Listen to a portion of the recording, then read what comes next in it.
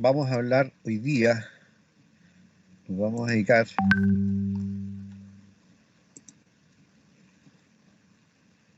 Alguien se ponga a grabar o profe ponga a grabar. ok, tranquilo, vamos a ir a la grabación. Ya, ahí está la grabación. Ya. Gracias, profe. Pues nada, muchachos, ok, a ver. Vamos a hablar de la interpretación de las mediciones de terreno, ¿ya? ¿Me siguen con esta power, sí? Sí, profe. Ya, ok. Sí. Oye, ya, en esta power, ya, en esta power tenemos, ya, ¿cuáles son los insumos al momento de hacer interpretación de las mediciones? El primero de ellos tiene que ver con esto, las curvas patrones. Ya, este es el set de curvas patrones. Ya está mostrado ahí en la fotografía. Aquí está el translúcido, aquí está el logaritmo que yo le subí, este que está acá, ¿verdad? Y este está impreso en un papel diamante, en un papel translúcido, por lo tanto permite, la gracia que tiene, ¿verdad? Que permite ver a través de la hoja hacia la parte posterior. Ahí atrás están las curvas patrones, ¿verdad? Yo lo superpuse encima de eso, de tal manera que uno pudiera ver, ¿verdad? Uno ve lo que tiene debajo, ¿ya? Por lo tanto, el tema de la interpretación de las mediciones de terreno tiene que ver con los insumos que vamos a utilizar, y dentro de los insumos que vamos a utilizar, ya está evidentemente las curvas patrones de Orellana y Mone. Tenemos la curva logaritmo en papel translúcido, y evidentemente también un lápiz, un lapicero, un lápiz. Ojalá el lápiz sea grafito, ¿ya? Por lo tanto, me va a permitir el lápiz, ¿verdad?, escribir, y si me equivoco en algo, lo borro. Y por lo tanto, este papel translúcido, no es necesario que yo utilice uno por cada estudio que haga, sino que puedo utilizarlo, copiar los valores, hacer todas las conclusiones sobre él en grafito, después le tomo una fotocopia, ¿verdad? O le tomo un escáner, lo que sea, lo guardo y esto lo borro y lo vuelvo a reutilizar. Entonces, la particularidad de trabajar con grafito es esa, o sea, de poder reutilizar el material y no tener una resma de hojas logaritmo para cada estudio de terreno. ¿Ok? Entonces, ¿qué es lo que vamos a necesitar para el estudio de terreno? Vamos a necesitar las curvas patrones. El modelamiento que vamos a hacer es el modelamiento a través de las curvas patrones de Orellana y Mone, que son estas que están aquí, ¿verdad? Y estas no son otra cosa más que las curvas que yo se las subí en formato PDF. Por otro lado, esta es la... ¿Perdón? Disculpe, profe, que me interrumpa. Este es como un manual que subió, ¿cierto? ¿Las curvas patrones? ¿Las curvas patrones? Es como un manual que subió a internet. Las curvas patrones que yo les subí, ¿verdad? Mira, son ni más ni menos que esta cosa que yo las pasé las pasé sobre un PowerPoint, ¿ya? Ya. Son estas curvas, estas que están aquí. Estas curvas, estas curvas, ¿ah? Esas son las curvas patrones. Son como 100 páginas más o menos, ¿ya? Esas son las curvas patrones, ¿ah? Eso es lo que yo le estoy mencionando. Esas son las curvas patrones que tengo ahí, ¿verdad? Las tengo anilladitas. La hoja logarítmico translúcida, ¿verdad? Y obviamente un lápiz y una goma, ¿verdad? Para poder trabajar sobre la hoja, sobre el translúcido. A ver, lo primero que uno, ¿verdad?, hace, obviamente que esta es la tabla de la medición. Esta es la tablita de la medición. O sea que detrás de esto, ¿verdad?, estuvo el estudio o la medición de terreno. Ese como primer insumo. Enseguida, ¿verdad?, de la tabla de medición viene la construcción de la curva de terreno, que fue lo que terminamos viviendo la clase pasada, ¿no es cierto? Por lo tanto, esto que está aquí está reflejado en este lugar, y estos son los puntos de terreno. Ya, aquí está la gráfica, aquí están los valores que se graficaron acá, ¿verdad? Por lo tanto, tengo entonces, por un lado, la medición, ¿verdad? Aquí tengo la curva de terreno ya dibujada, ¿verdad? Y sobre esta curva de terreno, ¿qué hago yo? Ya, sobre esta curva de terreno, hago la primera interpretación de la curvita de terreno, ¿verdad? ¿Qué cosa es lo que interpreto? Determino de acuerdo a la modificación, al movimiento de los puntos sobre la gráfica de terreno determino la cantidad de estratos que tiene este terreno, de acuerdo a la forma que toma la relación de puntos. ¿Ya? Esto fue medido en la prueba. ¿Ya? Este es un terreno que tiene un estrato, que tiene dos estratos, que tiene tres estratos y que tiene cuatro estratos. O sea, este es un terreno, ¿verdad?, de cuatro estratos. Y el tipo de curva, ¿verdad?, aquí es una K, ¿no es cierto? Y acá en la última parte es una H, por lo tanto, es una curva KH. ¿De acuerdo? Entonces, en función de esos parámetros, ¿verdad? De que ya tengo identificado en mi curva de terreno, que esta es de cuatro estratos, ya llega una tipo KH. Entonces, en este minuto, cuando yo tengo este trabajo hecho ya, ¿verdad? Me voy hacia las curvas de terreno, me voy hacia acá. ¿Y qué es lo que hago, verdad? Físicamente es tomar mi curva de terreno, y superponerla, colocarla encima de las curvas patrones. Por eso es que este tiene que ser translúcido, ¿ya? La voy a colocar encima de las curvas patrones. Y aquí, en lo particular, porque yo esta pega la había hecho antes, digamos, ¿verdad? Esta es la curva patrón que medianamente, porque puede haber más de una curva patrón, ya lo vamos a ver en un ejercicio, puede haber más de una curva patrón que me identifique los puntos, que los globalice, ¿ya? Puede haber más de alguna. Por lo tanto, esta etapa que uno hace entre la curva de terreno versus la curva patrón es el estado del arte del método de interpretación, el estado del arte. ¿Qué significa el estado del arte, verdad? Yo siempre lo saco a cotaciones es como cuando a uno le dan una receta para hacer cazuela. Entonces, le dan todos los ingredientes medidos, cuánta carne, cuánto agua, etcétera, etcétera, etcétera. Y al final, ¿verdad? Al último, la receta dice, ¿verdad? Sal y especies a gusto. Sal y especies a gusto. O sea, el más arriba, más abajo, a la izquierda, a la derecha, ¿verdad? Queda de la mano del proyectista. Por lo tanto, no todos que hagan la misma interpretación de del mismo terreno, con la misma medición, con la misma gráfica de terreno, van a llegar a conclusiones exactamente iguales, porque hay una cuota que es arte, y el arte, ¿verdad?, es el criterio que yo voy a utilizar. Nosotros cuando trabajamos proyectos, cuando hacen proyectos, ustedes aplican estados del arte. Es decir, ustedes, ¿verdad?, identifican, ustedes señalizan por qué lugar se van a ir las canalizaciones, ustedes ubican dónde van a ir los centros de alumbrado, los centros de enchufe, ¿verdad? Eso los van ubicando ustedes y por lo tanto eso es terreno de criterio del proyectista. Por lo tanto, dos proyectistas tomando el mismo proyecto, ¿verdad?, van a llegar a diferencias mínimas, pero van a tener diferencias porque hay un punto donde está el criterio humano, y en el criterio humano, ¿verdad?, es cuando se habla del estado del arte. Y aquí también, o sea, toda la técnica los va a aproximar, toda la técnica los va a llevar hacia el producto final, ¿verdad? Pero en el producto final, en el criterio de la aplicación, ¿verdad?, va a estar el estado del arte, va a estar la mano del proyectista, va a estar la mano de cada uno de ustedes cuando estén haciendo el tema de la interpretación. Por lo tanto, si recapitulamos entonces, ¿qué es lo que tengo como insumo? Tengo mi curva de terreno, ¿verdad? Tengo mi curva de terreno, esto es absolutamente indispensable, ¿verdad? En la curva de terreno tengo identificado cuántos estratos tiene esta medición que yo realicé, ¿verdad? Y a qué familia de curvas pertenece estas mediciones de terreno. Cuando yo tengo eso ya identificado, ¿verdad? Entonces me dirijo ya a mis curvas patrones.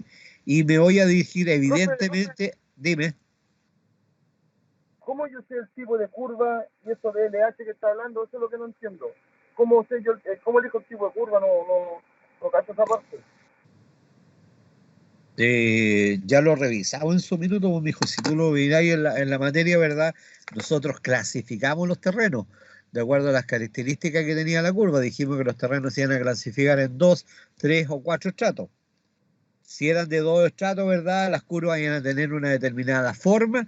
Si era de 3 estratos, la curva iba a tener una determinada forma. Eso lo revisamos, lo vimos como parte de la materia. Déjame ver si lo tengo en esta transparencia. ya, aquí, ya, aquí. Aquí lo vimos, ya. Dijimos que los terrenos, ¿verdad?, iban a ser de 2, de acuerdo al modelamiento usando las curvas de patrones Orellana-Money, ya, 2 estratos, 3 estratos, ya, 3 estratos. En 3 estratos dijimos que teníamos 4 posibilidades: las H, las K, las A y las Q, ¿verdad? Y después dijimos que del 3 estratos estaba el 4 estratos, que iba a ser una combinación al final de, en los primeros 3 estratos, la primera letra, y la primera letra, ¿verdad?, iba a ser 3 estratos, iba a ser una Q, una A, una H o una K, y la segunda letra iba a colegir, ¿verdad?, lo que tenía que ver con la relación entre los 3 últimos estratos, ¿ya? De eso le dimos algún tiempo para revisarlo, para conversarlo, con algunos ejercicios también. Por lo tanto, y yo dije, ¿ya? Yo dije en la clase, ¿verdad?, ojo con este tema, para poder colegir un terreno de 4 estratos, ¿verdad? El tema está en que, déjenme traer el lápiz.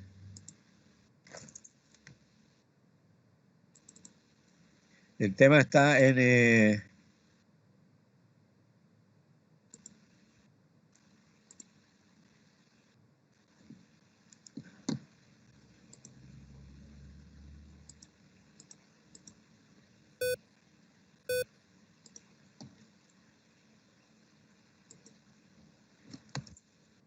toda la clave, no olviden, toda la clave para poder trabajar la interpretación de terreno está aquí, está en los 3 estratos.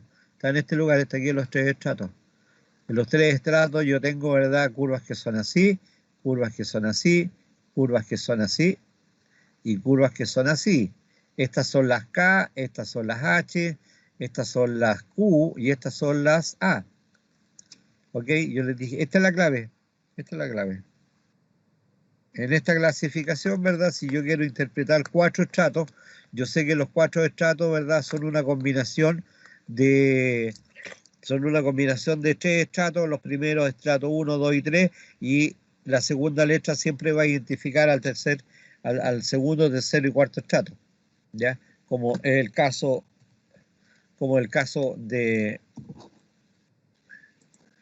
sería el caso cualquiera, pues, una HK. ¿Cómo sé yo que es una HK la curva? ¿Qué es una HK? Una HK, ya, es H, eso es H, ¿verdad? Y termina con una K. Entonces, esta es una H y esa es una K. En el ejemplo que yo le estaba colocando, ¿verdad?, los valores hacen una cosa así, ¿verdad? Hacen una cosa así. O sea, esa es una K y esa es una H. O sea, si tú miras, ¿verdad?, esto que está aquí, eso es una K, y si mira esta parte acá de la curva, ¿verdad?, es una H, ¿ya? Y eso lo comentamos y eso lo trabajamos en clase. Entonces, bueno, es que interiorizaras ese tema, porque es súper fundamental para poder hacer el tema de la interpretación, ¿ya? O sea, esta es, ¿verdad?, esta curva que es, esto es una K, ¿verdad? Y esto que está aquí es una H. ¿Te fijas? Siguiendo la prédica de que tengo eso, eso o eso y eso que está ahí. Donde ese es K, eso es H, eso es A, ¿verdad? Perdón, eso es Q y eso es A. ¿Ya? Ya, profe, ahí me quedo ¿Ya? clarito. Gracias. No olviden, esa es la clave, por favor, ¿ya? Ya, chiquillos. Entonces, dijimos que estábamos con los insumos, estábamos con nuestra...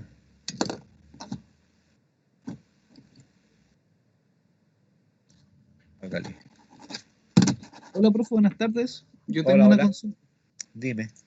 respecto a la curva. Cuando ya tengo la curva graficada como está ahí, por Ya, ejemplo, ya, sí, sí. la curva la tengo que tomar tal cual y montarla sobre cualquier curva que se parezca Eso en es, el eso fondo, es así, eso es así. porque aparecían algunas láminas dentro del PDF que tenían como ejes. Entonces, Ah, no, pero olvídatelo, o sea, a ver. De lo que tienes que preocuparte es que de tu curva de terreno, que está aquí, ¿verdad? De tu curva de terreno, tú sacas conclusiones iniciales. Primero, según la forma de la curva, ¿verdad?, diferenciar los estratos, el claro. número de estratos, ¿verdad? Y de acuerdo a la distribución de los puntos, ¿verdad?, a qué tipo de curva pertenece. Te fijáis, si tienes 100 páginas con curvas, la ¿No? idea es que no busques en las 100 páginas, sino que Claro, la idea, ¿verdad?, es que es que tú digas, ¿verdad? Entro, a ver, me voy a los 4 estratos. Ah, en los 4 estratos hay 20 láminas. Ok, pero de esas 20 láminas, ¿en cuál de todas? Ah, me voy a ir, ¿verdad? En este caso, a la familia de las KH. Y en las Claro. KH hay, no sé, pues, no las he contado, pero habrán unas 5 láminas. Y es Claro. aquí en esta área donde yo centro mi búsqueda. ¿Te fijas? Para eso es esta clasificación. Para Ya, buscar solo en las láminas, ¿verdad? Que correspondan a la forma que tienen los puntos de terreno. ¿Ya? ya, perfecto. ¿Y esos ejes que corresponden a algunas láminas, qué indican o tienen algún punto? Tranquilos, tranquilos, tranquilos. Ya, vamos para allá, ¿ya? Ya. Ahora miren, ojo con este tema, ojo con este tema. Ya. Uy. Ya, ojo con este tema. Eh, vámonos acá.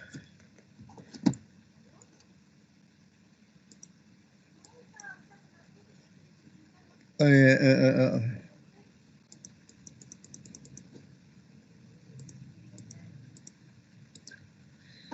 Ya, esa curva que...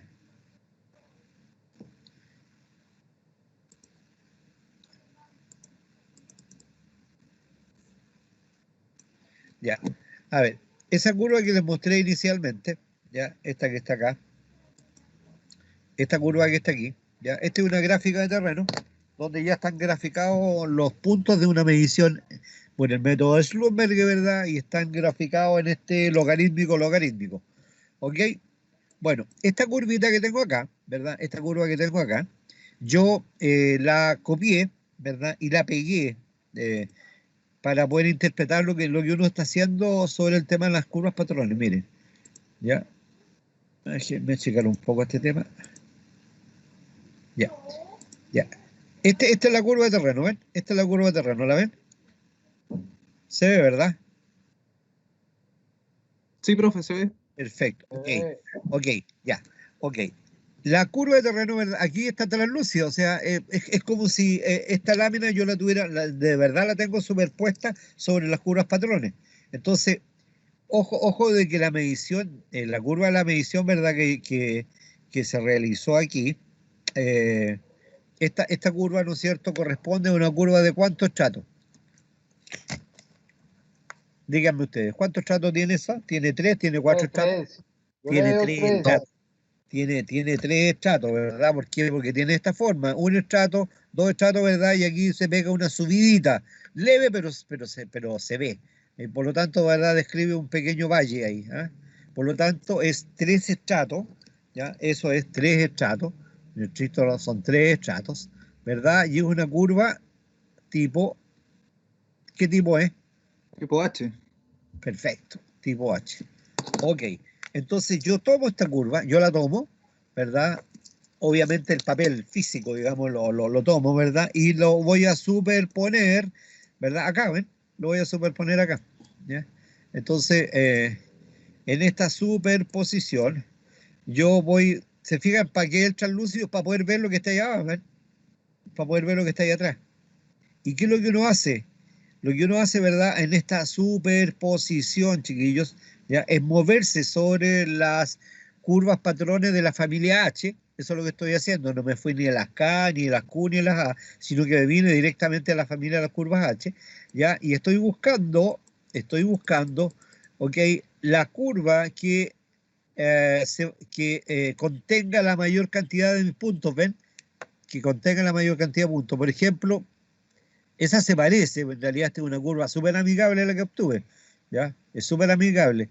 Se parece, pero se me queda el punto que está ahí, ¿verdad? Se queda afuera. Ok, sigo buscando, sigo contrastando. Aquí estoy contrastando, ojo, aquí estoy haciendo el contraste, ¿ya? Me sigo moviendo. Ojo, el movimiento que uno hace es horizontal o vertical, chiquillos. O sea, siempre, ojo, esos ejes, ¿verdad? El eje, a propósito de lo que me estabas preguntando, ¿verdad? Los ejes de las curvas patrones inicialmente solo me sirven para mantener el paralelo, o sea, el vertical paralelo con el vertical y el horizontal, ven, paralelo con los horizontales. Esa es la pega, o sea, yo lo que no puedo hacer es tomar esta curva, ¿verdad? Y moverla en ángulo, sino que tengo que mantener la vertical y la horizontal. Y me muevo, ya, y me muevo en forma vertical o en forma horizontal. ¿Para qué? Para tratar de buscar el mejor calce posible. ¿ah? Mejor calce posible. Estoy tratando de buscar el mejor calce posible. ¿Qué es el mejor calce? Es encontrar una curva patrón, es encontrar una curva patrón que me globalice de la mejor manera todos mis puntos de terreno. Eso es lo que estoy haciendo, estoy modelando. Los puntos de terreno son puntos prácticos y tienen infinitas posibilidades de distribuirse, por decirlo de alguna manera, mientras que la curva patrón que está ahí atrás, ¿verdad? Es una curva teórica, es una curva matemática, hecha con un algoritmo matemático, y son finitas, o sea, no hay infinitas curvas patrones, ¿ya? Pero hay infinitas posibilidades que los puntos de terreno se distribuyan, por lo tanto, cuando yo modelo, ¿verdad? Lo que estoy haciendo es tratar de tener algo real, ¿verdad? Y modelarlo con algo ideal. Es como los programas que se usan para pronosticar el tiempo, ¿ya? Es un pronóstico, es decir, se ven ciertas evidencias, ¿verdad? Y de acuerdo a eso se trata de hacer un modelamiento que no siempre funciona. Bueno, esto también es un modelamiento, o sea, lo que estamos haciendo aquí, ¿verdad? Es un modelamiento.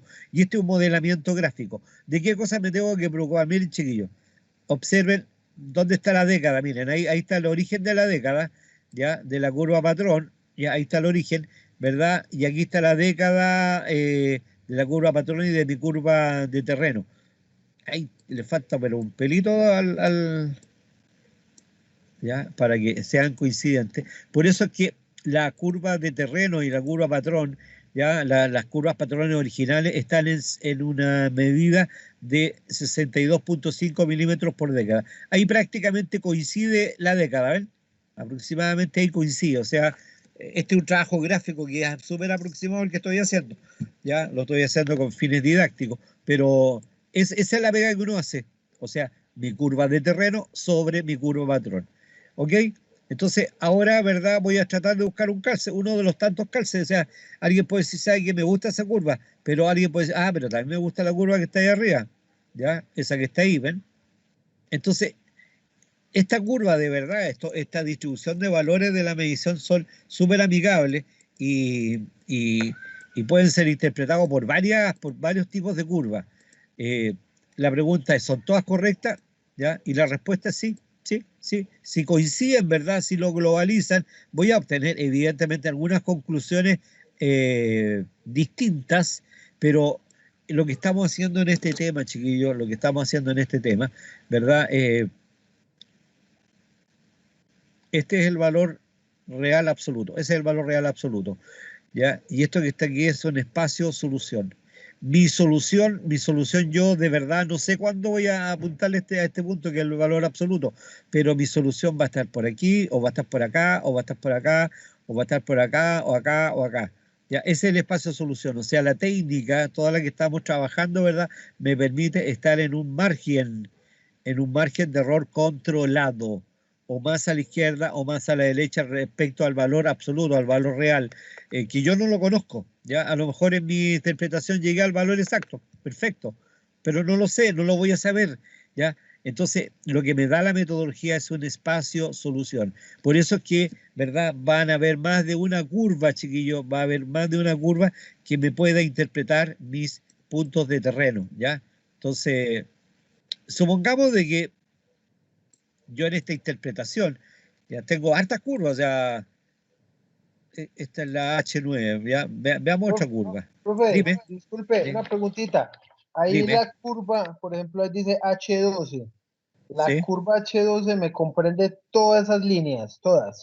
sí, correcto, sí, O sea que sí. los puntitos que me calcen o sea, en cualquiera dentro de esas líneas, porque yo estaba asimilando una curva como solamente una línea. Yo lo que estoy buscando, mira, mira, mira, cambia la curva, te fijas, mira, también se parece, ¿ves? Estaba en la Sí, H9 delante. pero por ejemplo, Entonces, la antepenúltima todavía no calza en una, pero todavía, o sea, pero se sí, puede decir que sí, sirve. ojo, ojo, ojo. Los valores que tú tienes aquí son reales, los puntos son reales, la curva es teórica. ¿Te fijas? Entonces, nunca te vas a encontrar, porque los puntos, ¿verdad? De repente suben, bajan, tienen variabilidad. Esa es la condición real de terreno. Entonces, en cambio, estas curvas que están acá atrás, ¿verdad? Son curvas rígidas, porque son curvas matemáticas. Entonces, lo Ok. que yo debo tratar de buscar, ¿verdad? La curva que más se parezca, que estadísticamente, porque hay curvas que realmente uno tiene que tomar el valor medio, que estadísticamente, ¿verdad?, interprete de mejor manera los puntos, que me deje tanto puntos por arriba como puntos por abajo. ¿Te fijas? Porque si, por ejemplo, tuviera uno de los puntos muy desfasado, no sé, como Es muy, que, a ver, te explico, si por ejemplo, ¿verdad?, este último punto, ¿verdad?, ajá, fuera así, somos tú, ¿ya? sí, Fuera así, o sea, fuera un punto absolutamente fuera de contexto, ¿verdad? Chuta, yo tendría que cambiar toda la curva. La respuesta es no, o sea, cuando hay puntos que están arrancados, que no hay ninguna curva que los tome, ¿verdad? Uno los puede dejar fuera, porque un punto así puede ser un punto con mucho error, ¿ya? Pues además que son los puntos finales de las mediciones cuando el instrumento tiene menos sensibilidad. Entonces puede haber piedra, puede haber ocurrido cualquier evento en ese punto que te lo hace escaparte de la medición. Y yo puedo, ¿verdad?, dejarlo fuera, sí, sí. O sea, yo puedo elegir, ¿verdad?, la curva que interprete la masa de puntos. Y si hay un punto singular, ¿verdad?, yo lo puedo descartar. ¿Ya? Eso lo puedo hacer. Bueno, listo, profe, chiquillos, gracias. ya. Oye, el tema es, asumamos de que en este lugar, ya, en este lugar, ya, yo digo, ok, en este minuto, ¿verdad? Este para mí es como la mejor interpretación. Vuelvo a insistir, y ustedes lo vieron, de que hay más de una curva, ¿ven? Entonces, bueno, ¿y por qué el profe eligió eso? Porque ese es el estado del arte, no lo olviden. O sea, en el espacio solución, ¿verdad? Yo digo, esta es mi interpretación. Ya alguien puede decir, pero a mí la H9, ¿verdad? Me queda como harto bien. Bien, fantástico. Esto es espacio-solución. O sea, vuelvo a insistir, no hay una solución única, no la hay. ¿Qué hago, chiquillo, cuando yo, verdad, he logrado eso? He logrado una cosa como esa, ¿ya? Cuando yo he logrado, verdad, ver que esto lo puedo acomodar, ¿eh? No, de lo único que me he preocupado, miren de lo que me he preocupado, de los puntos de terreno y de la curva patrón que estoy buscando, ¿ven? Solo de eso me he buscado. Y empiezo a mover, a jugar con el calce, ¿ven? Eso es lo que estoy haciendo. Ya, digo yo, ese es mi calce. Ya, con eso me voy a quedar. Cuando uno hace eso, ¿ah? Cuando uno, ¿verdad?, dice ya, la curva que voy a elegir es la que me representa el mejor calce, ¿verdad? Uno hace lo siguiente, mira las cosas que uno hace. Primero, ¿verdad? Estoy sobre el papel translúcido, ¿verdad? Miren, ¿qué es lo que hago? Calco, copio, ¿ya? La curva patrón que estoy eligiendo, la copio, la estoy copiando, ¿ya? La estoy copiando, la estoy copiando sobre mi curva de terreno, ¿ven? ¿Ya? Ahí está copiada. ¿Qué otra cosa voy a hacer? La intersección de los ejes patrones, la intersección de los ejes patrones. Aquí hay un eje. Aquí está la línea de que me decían ustedes. Ahí hay un eje. Ahí. Lo estoy copiando, ¿ya? Y el otro punto que voy a copiar, ¿verdad? Es el, es el eje horizontal. Este es el eje horizontal, ¿ven? Este que está aquí. ¿Ya? Eso lo copié. ¿Ya? Copié eso y copié eso. Entonces, ¿qué es eso que está ahí? Es la intersección de los ejes patrones, eso que está ahí. Esto que está aquí es la curva patrón, esta es la curva número 25. Ese numerito lo copio, 25. Lo copio, lo copio. Ya, aquí hay un número, miren, ese número que está ahí arriba. El 1, el 02 y el 1. Lo copio. El tipo curva es la H11. También lo voy a copiar. ¿Ya? Entonces, cuando yo he hecho eso, lo último que me faltó, y la lámina es la lámina 5, ahí me está acusando que es la lámina 5, ¿eh? La lámina 5. Cuando yo he copiado todo eso, cuando yo he sacado toda esa información, chiquillos, yo tomo la curva, ¿ya? Yo tomo la curva de terreno, miren, ¿ya? Y la saco de la curva patrón, ¿ya? Aquí, ¿verdad? Simplemente le cambió el estatus. ¿Se fijan? O sea, ahora, ¿verdad? Me quedé solo con la curva de terreno, ojo, solo me quedé con la curva de terreno, nada más, ¿ya? Y con la curva de terreno ya tengo anotado esto que está aquí, ¿verdad? Esto que es lo que era, ¿verdad? Eran los numeritos, el 1, ¿verdad? Era el 0,2 y creo que era el 1. Si mal no me recuerdo, preguntémosle de nuevo este cuento, a ver. Veamos el fondo. Sí, 0,2, sí, era eso. Era eso. Vamos a borrar esto para que se vea. Ajá. Bueno,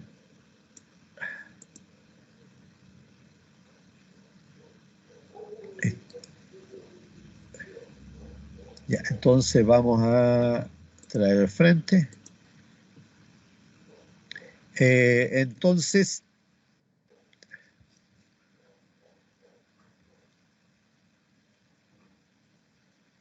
ya voy a usar los artilugios del computador.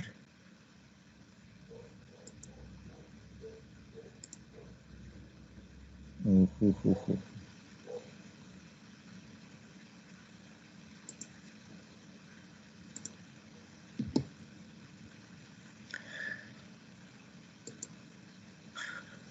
Uf, ¿qué fue lo que hice? Perdí toda la información que tenía.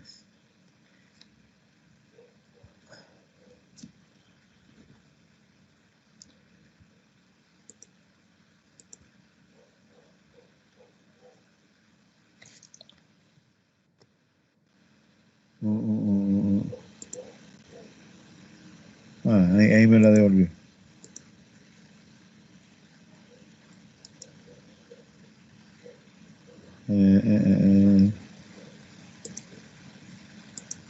Ya. Entonces, ahora voy a copiar.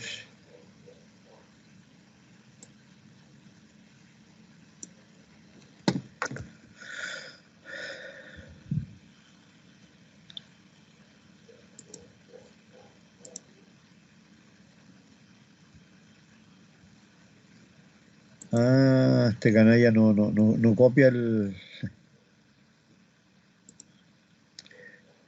Me van a perdonar, pero estos programitas que uno trae de repente... Profe, ¿y si le saca un pantallazo? Sí, voy a hacer eso. Voy a hacer eso mejor. Sí, porque no me está permitiendo el copia. Imprimir pantalla, ya. Buena idea. Buena idea. Ya. Mm.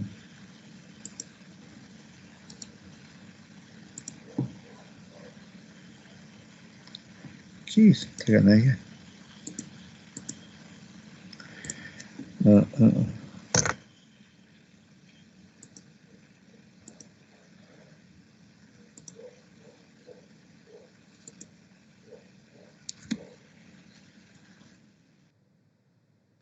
Vamos a ver si funciona ahora.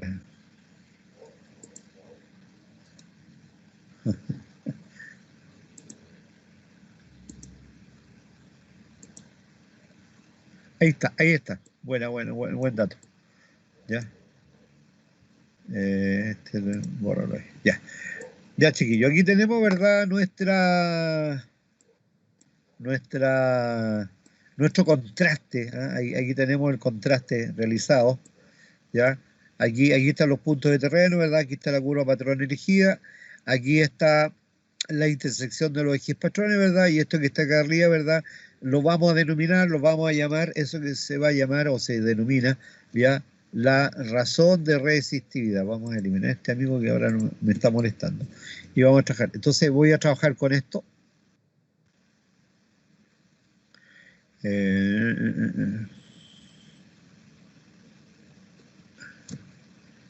Voy a trabajar con la...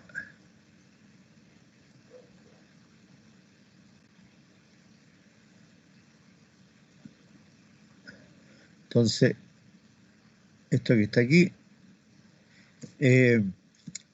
Conclusiones. Yo voy a empezar ahora, ¿verdad?, a determinar algunas conclusiones. Conclusiones, chiquillos. ¿Ya? Conclusiones. Ya. Primero, ojo con este tema. Este parámetro que está aquí, esto que es la cruz de campo, ¿verdad? Miren, la coordenada que tiene la intersección de los ejes patrones copiado sobre el gráfico de terreno me define en forma inmediata el valor de la resistividad del primer estrato, y la coordenada proyectada sobre el eje de la longitud me define automáticamente el espesor del primer estrato. Entonces, si yo, ¿verdad?, observo acá la proyección que tengo en este minuto, ¿verdad? La proyección que yo tengo en este instante, ¿ya? La proyección que tengo en este instante es, ¿ya?, Estoy en 100 y acá tengo 200, aquí tengo 190. O sea que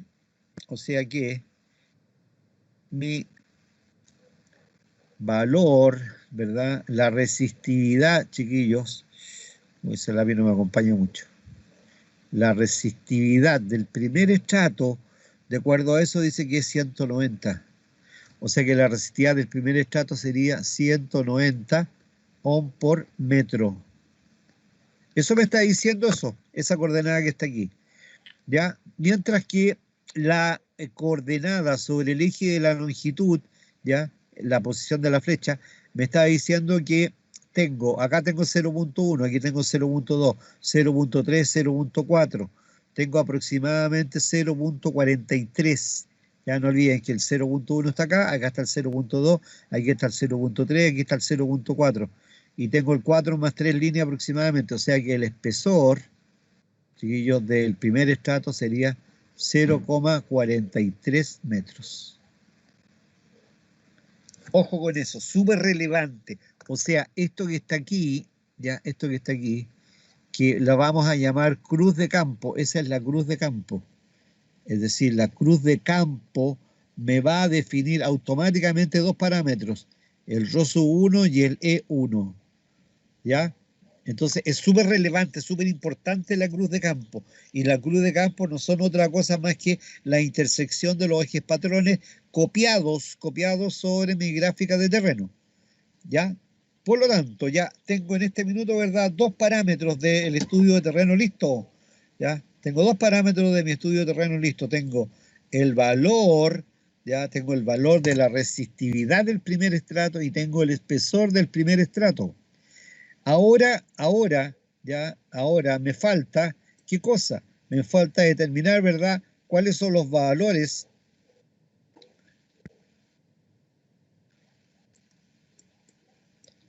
me falta determinar ahora, ¿verdad?, los valores de, ¿qué cosa? La resistividad. Tengo la resistividad, entonces el primer estrato era 190 ohm por metro. Tengo esta información que tengo aquí, ¿ya? Esos numeritos que están aquí. Eso se llama, chiquillos, razón de resistividad, ¿ya? Esa se llama razón de resistividad. Entonces, con esa razón de resistividad, o sea, con la razón de resistividad, con la razón de resistividad que vale 1, 0,2 y 1, ¿ya? ¿Qué representan estos números que están aquí? El primer número, ¿ya?, evidentemente que representa el primer estrato, es una razón entre el estrato 1 por sí mismo, por eso que ese número es 1. El segundo número representa la razón que hay entre el estrato 2 sobre el estrato 1. Y el tercer número, porque son tres estratos, ¿verdad?, va a representar la razón entre el estrato 3 sobre el estrato 1. O sea que, por lo tanto, el ρ2, ¿verdad?, será esta razón, que es ρ2 partido por ρ1 multiplicado por ρ1. ¿Se fijan? Entonces, numéricamente dice que eso es 0,2. 0.2 multiplicado entonces por ρ1. Y ρ1 vale 190. Y el ρ3 es la razón entre 3 sobre 1 multiplicado por 1. Y ese número es igual a 1. Entonces, 1 por 190. O sea que las conclusiones de esta interpretación, ¿verdad?, es que el estrato número 2 es 0,2 veces el estrato 1. O sea, eso es igual a 38 ohm por metro. Y que el estrato 3, ¿verdad?, es igual a 190 ohm por metro. Es decir, con el valor de la resistividad del primer estrato, ¿ya?, con el valor de la resistividad del primer estrato, que es esta situación, más la razón de resistividad, con este famoso numerito que está aquí, que siempre encabeza la familia de curas patrones que yo voy a elegir, ¿verdad? Con estos dos datos yo puedo determinar cuál es la resistividad que presenta el estrato número 1, cuál es la resistividad que presenta el estrato número 2 y cuál es la resistividad que presenta el estrato número 3 de este estudio que estoy realizando. Enseguida, ya determinado esos parámetros, ¿verdad? Ahora voy a los espesores. Ahora voy a los espesores. Entonces, el tema de los espesores. En el tema de los espesores, ¿verdad? Tengo como input el E1, que el E1 es 0,43 metros. Y aquí en la curva patrón elegida,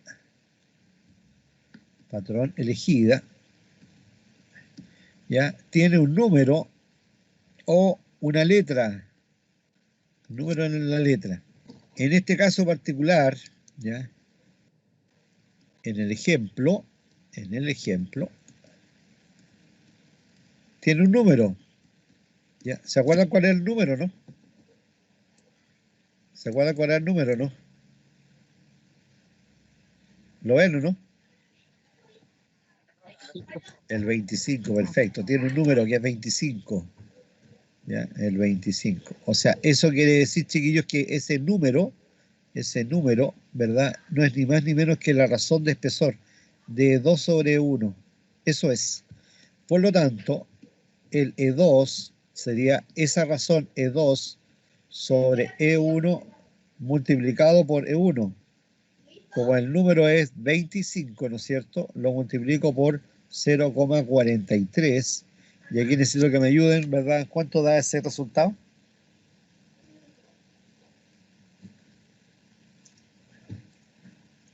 ¿Cuánto da eso, chicos? Da 10,75.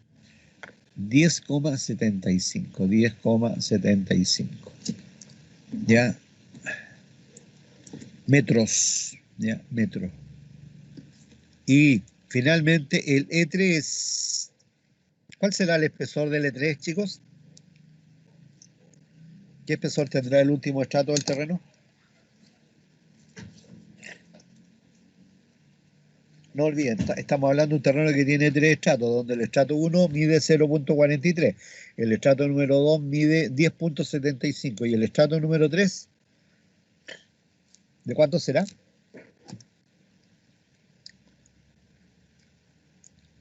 Siempre, ojo, siempre el último estrato va a ser infinito, ¿ya? O sea, yo entonces puedo, ¿verdad?, hacer lo siguiente. Yo entonces podría decir, de acuerdo a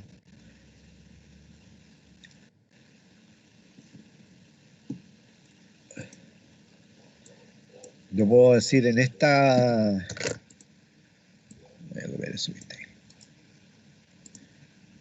interpretación, ¿ya? Yo puedo decir entonces que en esta interpretación yo puedo decir que, y esto es lo que uno anota, es lo que uno anota en la parte superior del estudio, ¿no? Entonces, tipo de curva, ¿ya? Vean, el tipo de curva, ¿verdad? De acuerdo a la curva que yo elegí en esta interpretación es H11. Entonces, el tipo de curva, ¿verdad? Uno nota aquí, esta es H11. Razón de resistividad es 1, 0,2 y 1. ¿Ya? El espesor del primer estrato, 0,43. El espesor del segundo era 10,75. Sí, el espesor del tercer estrato es infinito. ¿Ya? El ρ del primer estrato, 190 ohm por metro. La resistividad del segundo estrato, 38. Y el tercer estrato, ¿verdad? La resistividad era 190. Aquí uno, ¿verdad?, coloca datos generales. Esta es la medición de terreno ubicado en el lugar donde uno la efectúa, ¿verdad? Coloca la fecha. Aquí normalmente yo coloco la fecha cuando se hizo el estudio, ¿verdad? La fecha. Y por aquí coloco la lámina. Y la lámina era la lámina 5. ¿ya? Y esos datos que están en la parte superior de la hojita, ¿verdad? Son los datos que uno coloca. Y estas cosas que están aquí, chiquillos, esto que está aquí, ¿ya? Esto que está aquí, son las conclusiones del estudio geoeléctrico. ¿Ya? Estas son las conclusiones que uno obtiene, ¿ya? Estas son las conclusiones que se obtienen. Por lo tanto, con estas conclusiones, yo ya estoy en condiciones, ya estoy en condiciones de tener modelado, ¿verdad? Con esto ya tengo modelado, ¿verdad? El terreno donde se proyecta el sistema de puesta a tierra, ¿ya? Es decir, este trabajo, por eso que a propósito de la presentación, cuando yo decía, ¿verdad? Los insumos, ¿cuáles son? Los insumos son, ¿verdad? Aquí está la hojita de terreno, ¿ven? Ahí está la hoja de terreno, ahí está la curva patrón, ahí está el trabajo que yo hice, ¿verdad? Y uno deja todos los datos de la información en esta hoja, en esta hojita. Vean ustedes que aquí, ¿verdad? Se fijan, aquí está el modelamiento, aquí está la superposición, ¿ves? Lo que evidentemente que esta es otra curva, ¿eh? Esta es la curva de 4 estratos, ¿se fijan? Ahí está el modelamiento, es más difícil, entre más estratos tengan, menos curvas, patrones hay, ¿ya? Y por lo tanto, la aproximación se hace más difícil. O sea, modelar terrenos de 3 estratos y modelar terrenos modelar terrenos de 3 estratos es súper fácil porque hay muchas curvas, muchas láminas. En la familia de las curvas H hay por lo menos 15 láminas. En las K lo mismo, hay una gran cantidad de láminas. En cambio, en las KH, con suerte hay 4 o 5 láminas. Entonces, uno tiene menos posibilidades de curvas patrones para poder interpretar la forma que toman los puntos de terreno, que vuelvo a insistir, son infinitos. Por lo tanto, si ustedes se fijan acá, aquí hay una mayor aproximación, ¿ya? Aquí hago la misma pega, ¿ven? Aquí, ¿verdad? Modelo, ¿verdad? Coloco los puntos equidistantes arriba como abajo, o sea, busco una curva que sea lo más aproximada posible y que sea estadísticamente la más aproximada, de tal manera que deje puntos por arriba como deje puntos por abajo, ¿verdad? Y enseguida que yo he dicho, ok, este es mi modelamiento, este es el modelamiento que voy a utilizar. Entonces, en ese minuto, ¿qué hago, verdad? Primero, calco. Aquí estoy calcando, ¿ven? Aquí estoy calcando. Copio, ¿ven? Esto que está aquí, ya, esto que está aquí, en la intersección de los ejes patrones, lo copio, lo calco, lo pego, ¿ya? Copio el tipo de curva, que es la KH6. Copio la razón de resistividad que está arriba de la curva, que aquí es 1, 5, 0, 4 y 1. Y copio, ¿ya? La letra o el número o la letra de la curva patrón elegida, ¿ya? En este caso, ven, ahí está copiado el tipo de curva, aquí está la cruz de campo, aquí está la razón de resistividad, ¿verdad? Y aquí está la curva. En este caso es una letra, pero la letra, en la familia de las curvas de 4 estratos, normalmente viene una definición de lo que significa la curva. La curva en realidad tiene 2 numeritos. ¿Por qué tiene 2 números? Porque tiene que definir 2 espesores. Cuando es 3 estratos define un puro espesor, que es el estrato del medio, el 2. Pero si tiene 4 estratos, tiene que definir el estrato 2 y el estrato 3, porque el último estrato siempre es infinito. Por eso es que hay 2 números. Y para no colocar 2 números en la curva, porque son muchas curvas, ¿verdad? Usualmente se colocan una letra, pero la letra está definida al pie de página, y ahí indica de que la letra, ¿verdad? Tiene 2 números implícitos. El primero es la razón entre el espesor 2 y el espesor 1, y la segunda letra, o el segundo número, perdón, es la razón entre el espesor 3 y el espesor 1. ¿Ya? Así funciona. Entonces, vean acá que y se hace la interpretación, ¿verdad? La cruz de campo acá está definiendo en primer lugar, ¿verdad? La resistividad. La resistividad está sobre 100, Aquí se ve aproximadamente, ¿verdad? Está como en 110 y ahí está la conclusión, ¿ves? La resistividad del primer estrato es 110 ohms por metro. La resistividad del segundo estrato es el segundo número multiplicado por el primero. O sea, 110 multiplicado por 5, 550. El tercer estrato es 0.4 veces el primero, o sea, 0.4 por 110 es 44. Y el último estrato es igual al primero porque el número es 1 y es por eso que aparece el número 110. ¿Ya? Mientras que en el tema de espesor, ¿verdad? Aquí tengo 0.1, 0.2, 0.3, 0.4, 0.5. Aproximadamente ahí tengo 0.5, por tanto el espesor del primer estrato es 0.5. ¿Ya? El espesor del segundo estrato. Voy a la razón de espesores. El primer número que aparece, ¿verdad? Es 1. O sea, quiere decir que el estrato 2 contra el estrato 1, ¿verdad? Es igual a 1. O sea, tienen el mismo valor. Por eso es que aparece el 0.5. ¿Ya? Pero el estrato 3 es 25 veces el estrato 1. Bueno, 25 multiplicado por 0.5 es 12,5. Y el último estrato es infinito. Aquí está el número de la lámina, o sea, aquí están todos los datos que uno obtiene al hacer el contraste entre la curva de terreno y la curva de patrón. ¿Dudas? Consulta, muchachos. Profe, yo tengo una duda, pero es respecto a una curva. Ya. En esa misma lámina, la lámina 5, ¿de dónde sacó el Ya. puro patrón de ahora? Ya. Hay una curva que no sé por qué es H, si parece A.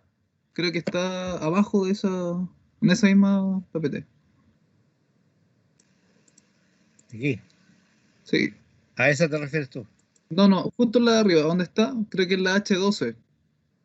La H2. Espera, dame un segundo. Está como siendo tapada por esa lámina. La H11. H12, esa está ahí abajo, mira. Pero mira cómo lo valoro lo que Esas. hacen. Tú dices por esa forma que tienen. Sí, por la Pero, forma que tienen. pero Parecen más ojo, que fíjate en un pequeño detalle, disculpa, a ver. ¿sí? Fíjate en un detalle. Mira la razón de resistividad. ¿Ya? Primero, ¿verdad? Mira la razón de resistividad que es la que está acá arriba. ¿Ya? La que tenemos aquí. A ver, déjame llamar esta herramientita que de repente sirve y de repente no nos sirve mucho. Ya. Fíjate en la razón de resistividad. ¿Ya? 1025, o sea, el estrato 2, ¿verdad? El estrato 1, el que está arriba, ¿verdad? 0.2, el estrato del medio, ¿ya? Y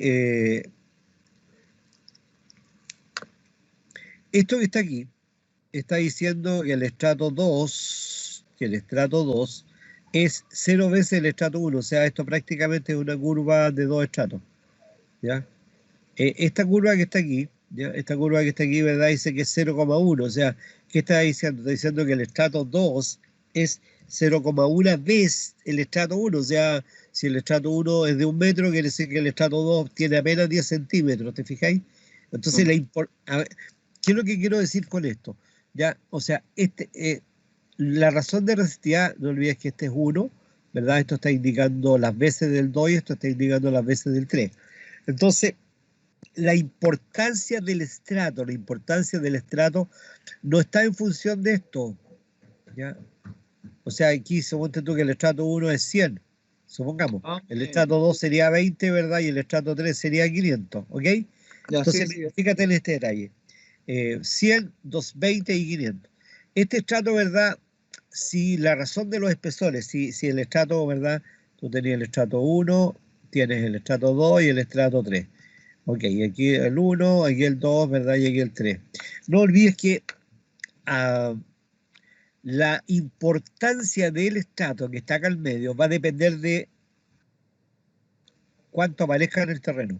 O sea, en que su aparición no sea espontánea.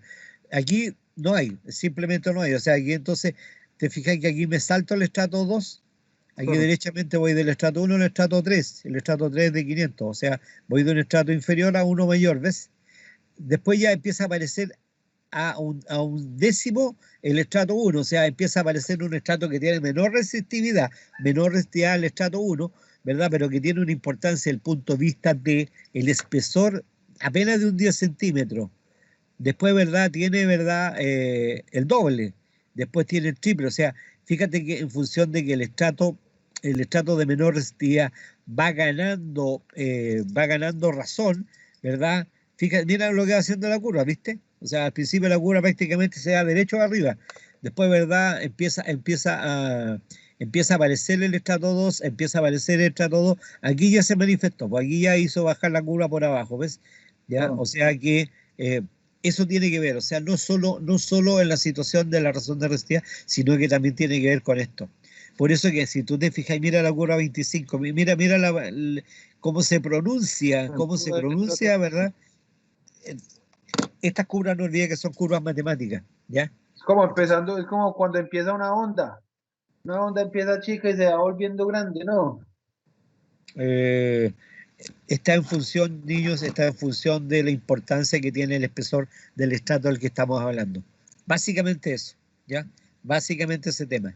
O sea, el que las curvas, ¿verdad? Como bien dice el compañero, parece, ¿verdad? Una A más que una H, claro, pero es porque la razón de los espesores, ¿verdad? Lo amerita. Lo amerita. Entonces, a la medida que se va haciendo importante el estrato, en este caso el del medio, ¿verdad? Se va manifestando. Esto se va manifestando. Ya, Insisto que perfecto. son curvas matemáticas, ojo, no lo olviden, ¿ya? Gracias, profe. Entonces volviendo a, ¿verdad?, nuestra interpretación, tenemos las conclusiones finales de este tema. Bueno, aquí hay un desarrollo más pausado, ¿verdad?, donde está identificado todo lo que yo les comentaba, ¿verdad? La intersección, el tipo de curva, todas las cosas que uno va copiando, ¿verdad? Y cómo se va interpretando, qué cosas uno va anotando en esta interpretación. ¿Ya? Miren acá, aquí hay, ¿verdad?, un par de curvas. Aquí yo les ingresé un par de curvas que ya tienen el desarrollo, que ya tienen el estudio, ¿verdad? Entonces, fíjense cómo ha trabajado. Aquí está el número de la curva, aquí está la cruz de campo, o sea, la cruz de campo es súper relevante. Miren la curva que se eligió, o sea, estadísticamente, chiquillos, ¿verdad? Ay, no había una curva que diera toda esta vuelta, no había, no la había. Entonces, cuando uno se encuentra con eso, ¿verdad? Tiene que tratar de buscar una curva que sea lo más representativa posible de la mayor cantidad posible de puntos. Ahora, ¿por qué lo puso un poco más arriba, un poco más abajo? El estado del arte, vuelvo a insistir. O sea, eso depende, ¿verdad?, de la mano del proyectista, de este espacio solución. Bueno, aquí, ¿verdad? Hay un estudio real, ¿verdad? Esto era la tipo curva, la razón de resistividad, ¿ya? Y estas fueron las conclusiones que se obtuvieron en función de la cruz de campo. O sea, aquí uno tiene que decir, oye, ¿quién manda este cuento al final? La cruz de campo, ojo, no olviden, la cruz de campo es súper relevante anotarla, porque la cruz de campo define el input de la interpretación, define la entrada, que es la resistividad del primer estrato y el espesor del primer estrato. Con la razón de resistividad yo determino la resistividad de los siguientes estratos, y con el número o la letra de la curva determino el espesor de los siguientes estratos. En este caso, como la curva es 3, ¿verdad? Es 3 veces el primer estrato, por eso queda 1.5. Acá hay otra medición, ¿verdad? Hecho en la comuna de La Cisterna, ¿ya?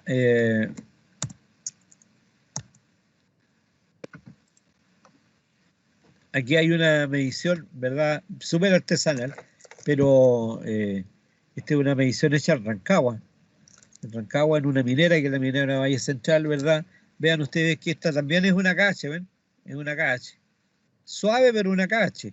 Ya los números de la curva, la cruz de campo, la lámina, la curva, el número de la curva, en este caso era la curva Q, y en el pie de página la curva Q definía dos números, 1 y 25, ¿ya? De acuerdo a eso están todas las conclusiones determinadas. Acá hay otro estudio, uno en Ñuñoa, uno en Vespucio Oriente y otro en Farellones. Esta es una medición que hicimos en Farellones. Vean el caso Farellones, miren. ¿Ya? Miren la distribución de los puntos. Hay puntos, como alguno comentaba, ¿verdad? ¿Qué pasa cuando los puntos se me van así? No hay una curva patrón que siga todos los puntos. Entonces uno busca, ¿verdad?, el medio, busca la media. Lo mismo acá, ¿ya? Busca la media, busca, ¿verdad?, tratar de dejar tantos puntos por arriba como puntos por abajo. Miren esta otra, ¿ya? Distintas interpretaciones de mediciones reales, de mediciones de terrenos reales realizados sobre distintas locaciones de terreno. ¿Eh? Acá hay otra. Esto es una medición hecha en Las Condes. ¿Eh? Fíjense la forma que toman los puntos. Miren aquí.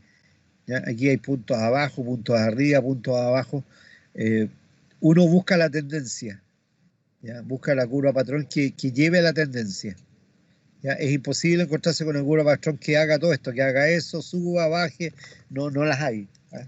Las curvas patrones tienen variabilidad, tienen que son suaves, en general son suaves, no hacen cosas como esta. No bajan, suben, bajan. No hay ninguna curva patrón que haga eso. Ya, ahí hay otra comuna de San Miguel. ¿Ya? Vean ustedes que, miren lo que hace la curva, miren los puntos lo que hacen. ¿Ya? Entonces, la tendencia, aquí la que marca es la tendencia, o sea, esta variabilidad, ¿verdad? Oye, pero esto está como marcando otro estrato. Claro, correcto, pero resulta que no hay una curva patrón que modele eso. Ya no hay una curva patrón que se pueda modelar a eso. Entonces, ¿qué hace uno, verdad? Buscar una curva que estadísticamente deje puntos por abajo como deje puntos por arriba. Ya, y evidentemente la cruz de campo manda. ¿Ah? Del minuto que uno hace la interpretación, ¿verdad? La cruz de campo es la que está mandando. Profe, ¿y esa cruz del campo por qué está tan lejos? Porque ahí quedó por razones de la interpretación. O sea, fíjate de que yo Ah, sí, sí, sí, sí, sí, sí. ya, Sí, o sí, ya sea, me me di preocupa cuenta. primero de contrastar. No, ya Y me di después, cuenta. ¿verdad? Veo dónde están los ejes patrones. O sea, ahora, ojo, a veces esta cruz de campo, esta intersección de ejes patrones quedan fuera de los ejes. Eso no puede ser, o sea, esta intersección no puede quedar fuera de los ejes, porque si queda fuera de los ejes, ¿verdad? No tengo cómo, si quedo afuera, quedo fuera de rango. Entonces, esta intersección siempre tiene que quedar en el campo de juego, chiquillos, ¿ya? Siempre que tiene que estar dentro del campo de juego. Eso no lo olviden.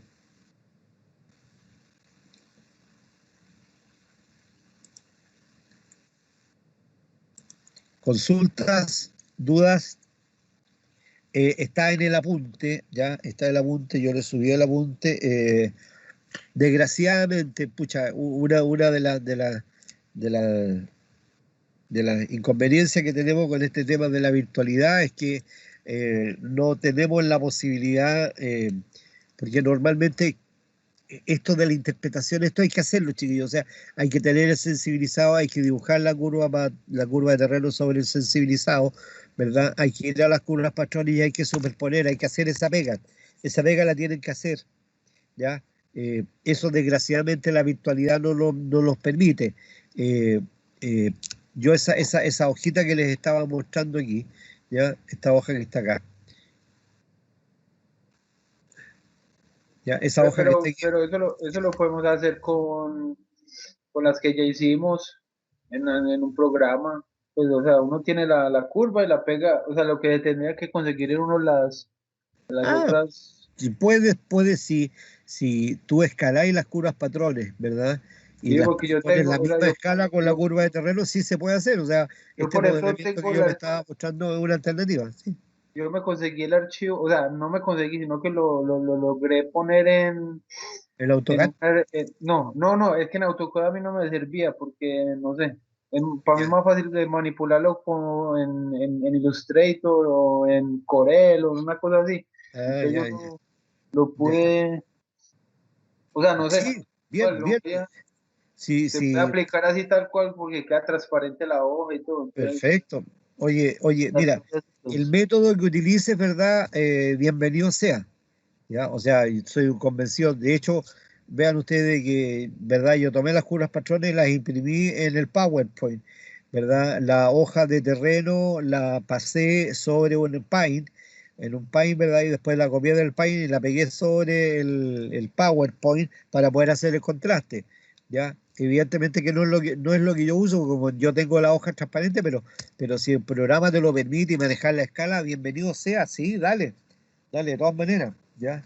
De todas maneras es válido, absolutamente.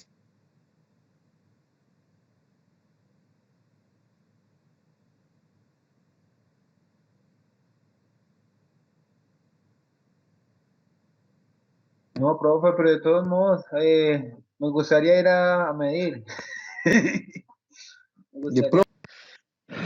Ya. ¿Qué es lo que vamos a hacer con los datos obtenidos de la medición de terreno, de las conclusiones geoeléctricas?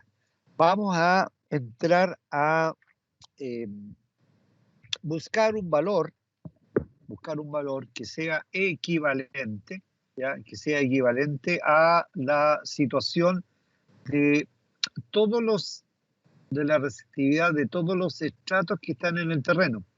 ¿Ya? Aquí en esta imagen, ¿verdad? Aquí hay un corte de un terreno, ¿ya? Y con los resultados del estudio geoeléctrico, es decir, cuáles han sido, ¿ya? En el estudio geoeléctrico, cuáles son mis conclusiones que estoy buscando. Primero, ¿verdad? Saber el número de estratos del terreno, número de estratos. Enseguida, conocer la resistividad de los estratos, ¿ya? Y el espesor de los estratos. Esas son como las grandes conclusiones que yo obtengo de realizar la medición, de realizar la curva de terreno, de contrastar la curva de terreno con las curvas patrones, ¿verdad? Para llegar a estos valores. Sin embargo, estos valores por sí solos, o sea, la resistividad del primer estrato, la del segundo, la del tercero, la del cuarto, así como sus espesores, no me sirven al minuto o al momento en que yo tengo que entrar a evaluar un sistema de puesta a tierra. Porque en un sistema de puesta a tierra yo voy a tener el suelo, pero el suelo lo voy a tener representado a través de una resistividad que va a representar a todas estas que están acá. O sea, esa va a ser lo que voy a determinar o lo que yo voy a denominar resistividad equivalente, ¿ya? Esta que está aquí. Entonces, esta resistividad equivalente va a ser función, esta resistividad equivalente va a ser función de la resistividad de todos los estratos presentes en el terreno. Va a ser función de la profundidad, del espesor, ¿ya? Que alcance cada uno de los estratos. Aquí voy a hablar de un H1, aquí voy a hablar de un H2, ¿ya? Aquí voy a hablar de un H3, ¿ya? Aquí voy a hablar de un H4. Ese va a ser el espesor de cada uno de los estratos. Va a depender de A, que es el área del sistema de puesta a tierra que yo voy a diseñar, y B, que tiene que ver con la profundidad en la cual voy a poner el sistema de puesta a tierra. O sea, la resistividad equivalente depende de las características del terreno, ya los resultados del estudio geoeléctrico, más de la área del sistema de puesta a tierra de electrodos que yo voy a poner en el terreno y de la profundidad a la cual yo voy a colocar esos electrodos. Eso quiere decir entonces que los terrenos no van a tener una misma resistividad equivalente, y la respuesta es que la resistividad equivalente es una variable que depende evidentemente de la resistividad de todos los estratos presentes en el terreno, depende del espesor de cada uno de los estratos del terreno, pero depende también del área de lo que yo vaya a colocar en este terreno. Si voy a poner un electrodo vertical, voy a poner un electrodo horizontal o voy a poner una malla, por ejemplo. De todos esos factores va a depender este valor que va a representar al terreno frente a los electrodos, ¿ya? Frente a esta condición de electrodo para conformar mi sistema de puesta a tierra. Bueno, para determinar la resistividad equivalente hay una serie de fórmulas, se utiliza esta fórmula que es estadística, es una fórmula estadística, ¿verdad? Y que obedece al criterio de Burgos-Jacob. O sea, este método de determinar la resistividad equivalente numéricamente, ¿verdad? Tiene un nombre, y ese nombre, ¿verdad? Se le debe a la persona que hizo el desarrollo numérico de este término, de esta ecuación. Entonces, la resistividad equivalente es la que está acá, ¿ya? Y aquí hay una serie de factores que son estadísticos, ¿ya? Que los vamos a desarrollar uno por uno para que lo vayamos conversando y lo vayamos trabajando. O sea, lo claro ahora, ¿verdad? Es decir que un terreno de n estratos y de n espesores, ¿verdad? Finalmente va a ser representado como una única resistividad equivalente frente a una determinada situación de puesta a tierra. ¿De qué va a depender esa situación? Va a depender del área de la puesta a tierra, ¿verdad? y va a depender de la profundidad a la cual yo vaya a enterrar mis electrodos dentro del terreno. Entonces va a depender de las características del terreno y va a depender de el tipo de la configuración geométrica que yo vaya a colocar en ese terreno. De esos parámetros va a depender el valor equivalente. Evidentemente, muchachos, que el valor equivalente, ¿ya? El valor equivalente va a estar comprendido entre la resistividad del menor estrato, ¿ya? Y la del mayor estrato. O sea, me explico. Si el terreno, ¿verdad?, el menor estrato tiene un valor de 50 ohms por metro y el mayor es de 500, la resistividad equivalente va a estar comprendida entre estos dos valores. O sea, es imposible que me aparezca una resistividad equivalente, por ejemplo, de 600. Eso es imposible porque los valores menores son 50 y los máximos son 500. La resistividad equivalente no puede estar fuera de este rango. O tampoco, porque el valor mínimo es 50. ¿Okay? Entonces, un valor presente en ese terreno. ¿De dónde salen esos valores? Bueno, del estudio de la resistividad de cada uno de los estratos. ¿Ya? Eso por comenzar a conversar de este tema. ¿Ya? El desarrollo de las ecuaciones, ya se empiezan a reflejar de la siguiente manera. La resistividad equivalente, en forma práctica, digamos, tiene que ver con, bueno, aquí está la resistividad de cada uno de los estratos, ya está inserto en esta ecuación, el estrato 1, el estrato 2, el estrato 3 y el estrato 4, en el caso que estuviéramos hablando de un terreno de 4 estratos. Y si el terreno fuera de 3 estratos, ¿verdad?, va a ser el desarrollo de la resistividad de los 3 estratos, ¿verdad?, más este factor, que es un factor estadístico y que depende del espesor de cada uno de los estratos y depende de las características de la geometría del sistema puesta a tierra que nosotros vamos a diseñar. O sea, este es un factor o un número, ¿verdad?, que es estadístico y que es numérico, por supuesto. Bueno, aquí viene el desarrollo de ese famoso F, ¿verdad? Aquí viene con un desarrollo, ¿verdad?, generalizado, habla de un FI, pero ese I, ¿verdad?, va a variar entre 1 y n. Esa variación va a ser la variación. Voy a tener un F1, voy a tener un F2, donde n, ya n es el número de estratos. Entonces voy a tener un F1, si tengo 3 estratos voy a tener un F2, voy a tener un F3. Si tengo 4 estratos voy a tener 1, F2, F3 y F4. Por otro lado, este F, ya, en función de un BI, otro factor también estadístico, ¿ya? Y esta es la ecuación que define el BI. Aquí hay una serie de constantes, ya vamos a ver el desarrollo de cada uno de estos parámetros, ¿ya? Por lo tanto, estas son las ecuaciones madres, pero evidentemente que cada uno de estos términos tiene un desarrollo numérico, tiene un desarrollo en función de los parámetros físicos del sistema en el que yo estoy estudiando. Entonces, aquí entramos en terreno derecho, ¿ya? Dijimos que, decíamos que, ¿verdad?, el BI cuadrado, ¿verdad?, era un medio de un QU cuadrado más un HI al cuadrado más un RO al cuadrado, etcétera, etcétera, etcétera. Bueno, este primer término, este QO, ¿verdad?, cuadrado, esta es la definición. Este QO cuadrado es 2R, R más B, y ese RO cuadrado que está ahí, ¿verdad?, es R menos B cuadrado. Donde quiero que es, ya, donde qué es este R y quiero que es este B.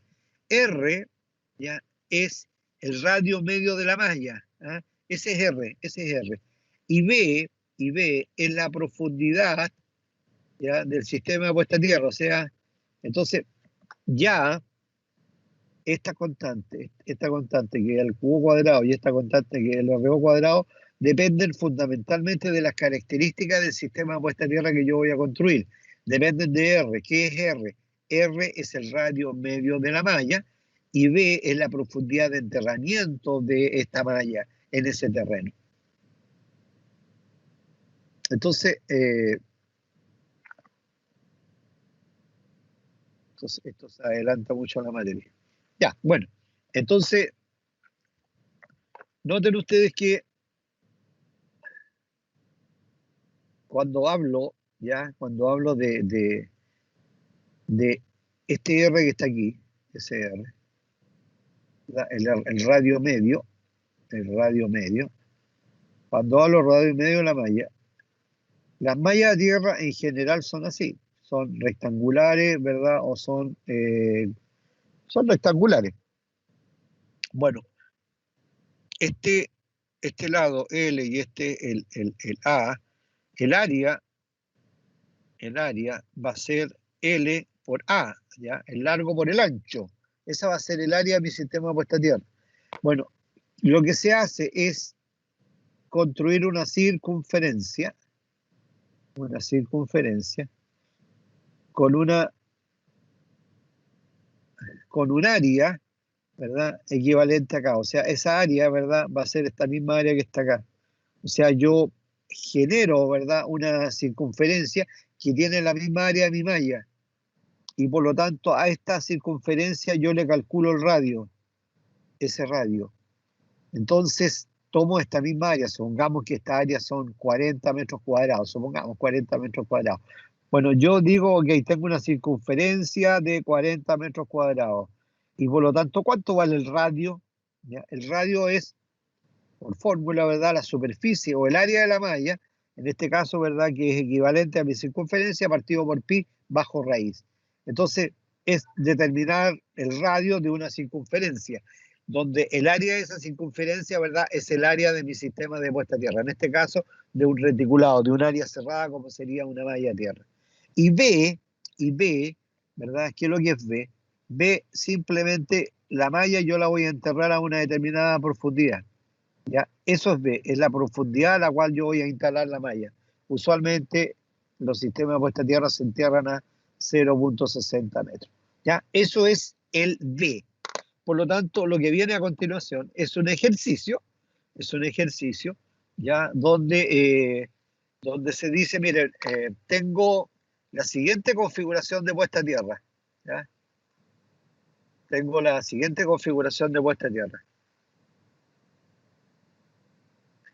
Tengo una malla, ¿ya? Tengo una malla de 8 por 4, o sea, A es igual a 8 metros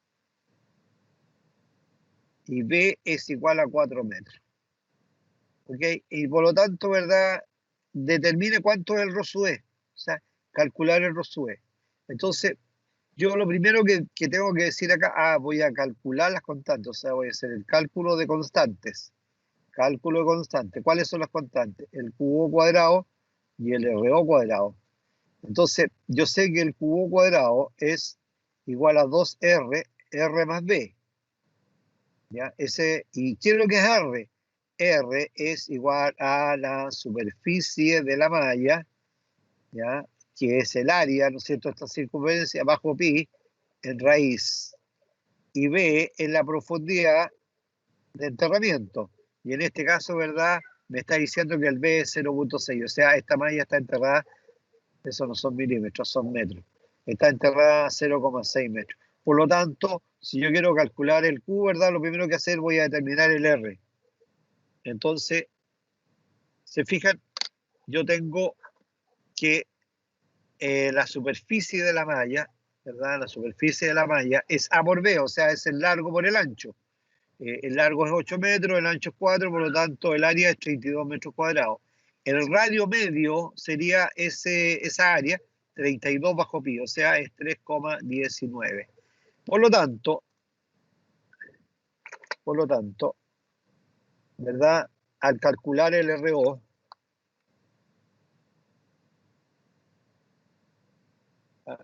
entonces al calcular el RO,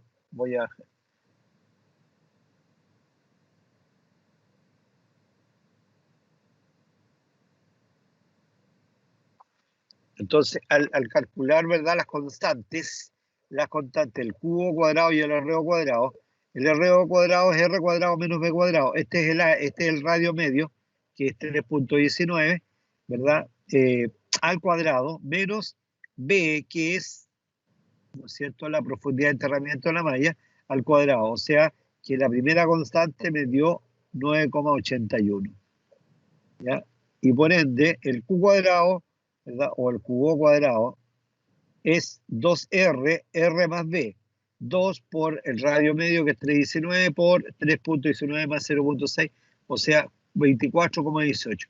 Las constantes, entonces, de cálculo para esta malla, ya, en este terreno, ¿verdad? Estas son las constantes, y estas constantes al final dependen de la geometría de la malla tierra, dependen del área y de la profundidad de enterramiento, dependen de estas dos constantes que están aquí. Bueno, ahí tengo, ¿verdad?, las constantes ya calculadas. Entonces ahora voy a entrar a calcular los BI cuadrados, este término. ¿Ah? Este término. ¿Qué dice la ecuación? La ecuación decía que esto era un medio, Q cuadrado más HI cuadrado, en este caso como estamos hablando del B1, será H1 al cuadrado más RO cuadrado menos esta raíz de todo eso que está ahí, Q cuadrado más H1 cuadrado más RO cuadrado, todo esto al cuadrado, menos 4 veces Q cuadrado RO cuadrado. Ya, entonces, ¿qué es lo que es el H? ¿Ya? ¿Qué es el tema de los H? Cuando yo estoy con el terreno, ejemplo 3 estratos, ese es el espesor del primer estrato, ese es el espesor del segundo estrato, ese es el espesor del tercer estrato. Entonces, el H es esto. Ese es el H1, ¿ya? Ese que está ahí sería el H2, ¿ya? Y este sería el H3.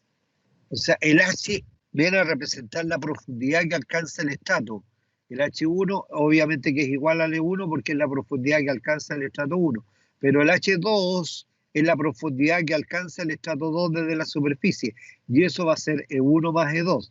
Entonces, si ustedes observan, el E1, ¿verdad? De acuerdo al estudio, ¿ya? De acuerdo al estudio, el E1,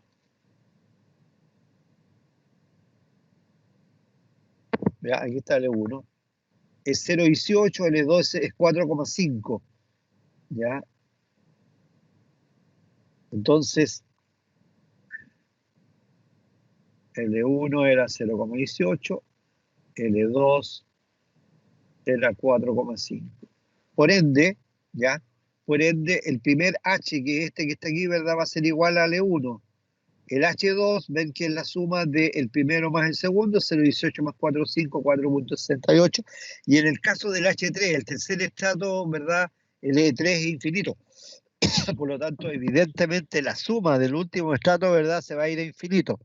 Pero por una razón numérica, ¿ya? El H3 es infinito. Pero, por una razón numérica, normalmente al H3, en vez de ponerlo infinito, ¿verdad? Uno lo aproxima a 1000, ¿ya? Le da un número para poderlo meter en las ecuaciones, porque el número infinito no se puede poner en las ecuaciones. Entonces, ya se le da un número suficientemente grande como, por ejemplo, 1000.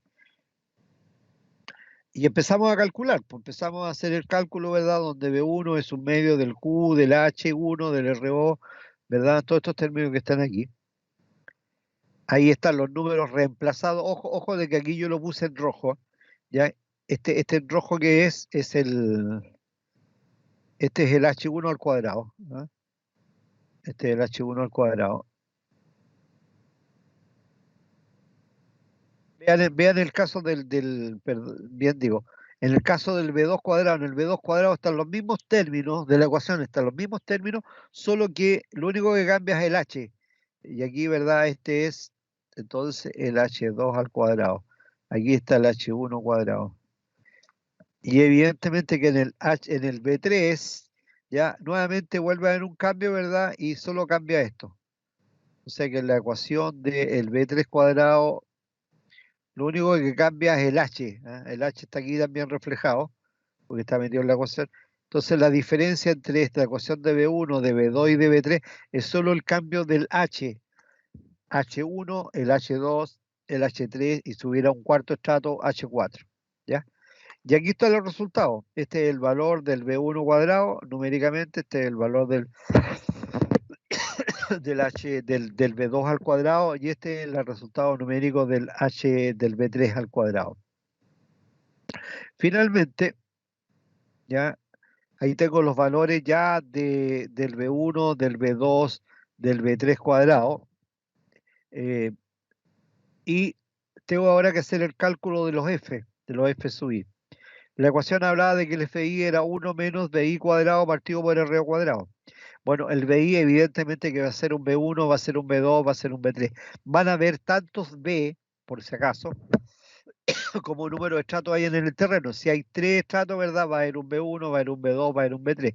Si hay 4 estratos, va a haber un B1, un B2, un B3 y un B4. ¿Ya? Y por ende, ¿verdad? Va a haber un F1, un F2, un F3 o un F4 si hubieran 4 estratos. ¿Ya? Y esta es la manera de determinar estos famosos términos de los F. Los F al final, ¿verdad? Si ustedes miran el BI, ¿verdad? Es el resultado de las constantes del Q cuadrado y del RO cuadrado que dependen de la configuración geométrica de la malla, dependen del área y la profundidad de enterramiento. Ya el BI incorporó, además de esos dos parámetros, la profundidad que tiene cada uno de los estratos. O sea, ahí ya está participando el terreno, pero con la importancia de los estratos, con los espesores de los estratos. ¿Ya? Y el F al final lo que hace es tomar el BI y dividirlo por este parámetro, por el RO cuadrado. Vean ustedes que aquí está el RO, ¿ya? Y aquí están los BI. Normalmente el primer BI, que es el B1, el B1 es súper parecido al RO. Aquí dio 9.81, aquí dio 9.74, o sea, están casi. Este en general tiene que ser menor a este valor que está acá, porque en esta ecuación, vean de que voy a dividir ese valor por este. Si este valor fuera más grande que este que está aquí abajo, este resultado sería mayor que 1, y por lo tanto tendría una raíz negativa, y una raíz negativa, ¿verdad?, es indeterminada. Entonces, normalmente en todas las ecuaciones, uno se encuentra con que el B1, ¿verdad?, tiene un valor súper similar al valor del RO cuadrado, siendo algunas décimas menor, ¿ya? El caso del B1 cuadrado. En el caso del B2 ya no, y en el de B3 menos. O sea, solo en el B1 ocurre esta proximidad de valores. Bueno, aquí tengo las ecuaciones para calcular el F1, para calcular el F2, para calcular el F3. El cálculo del F1, el cálculo del F2, el cálculo del F3. Eso, entonces, esta es la ecuación resumen para determinar el ρ equivalente del terreno. ¿Ya? Aquí está el reemplazo de valores, todo el reemplazo de valores, ¿verdad? Y aquí está el ρ equivalente. 77.2 cuando mi terreno, ¿verdad? Miren los valores que tenía. Tenía 30, 300 y 30, o sea, 30, 300 y 30.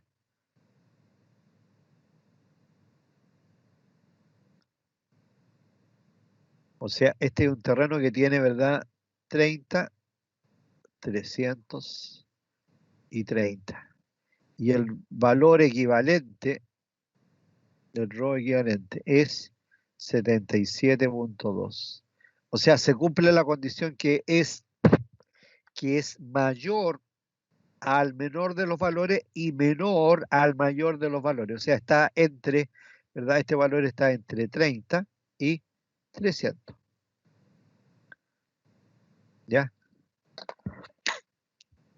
Esta es la operatoria, este es un tema numérico, por si acaso, este es un tema que no tiene que ver con criterios, esto solo tiene que ver con números, ¿ya? Solo tiene que ver con números. ¿Qué es lo que yo le ingreso, ¿verdad?, a un terreno determinado? Lo que yo le ingreso al terreno es el área de la malla, ¿eh? El área de la malla. O sea, yo tengo, ¿verdad?, los resultados. Yo sé que este es un terreno que tiene 30 ohm por metro, ¿verdad?, que tiene 0,48, creo que era. 0,48 metros de profundidad. El segundo estrato es de 300. Tenía, creo, 5 metros, ¿verdad? El último es de 30 y es infinito. Esos son los resultados de mi terreno, ¿eh? Y yo lo que hice aquí, ¿verdad?, fue proponerle un sistema de puesta a tierra de 8 por 4 metros, enterrado a una profundidad de 0,6. Entonces, la idea, chiquillos, la idea sería que hiciéramos el ejercicio ahora, ya, hiciéramos un ejercicio donde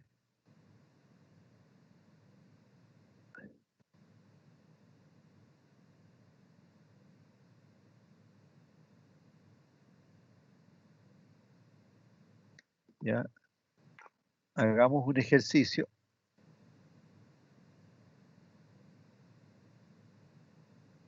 donde la resistividad del primer estrato es igual a 30 por metro, la resistividad del primer estrato, la resistividad del segundo estrato es de 300 ohm por metro, y la resistividad del tercer estrato también es de 30 ohm por metro.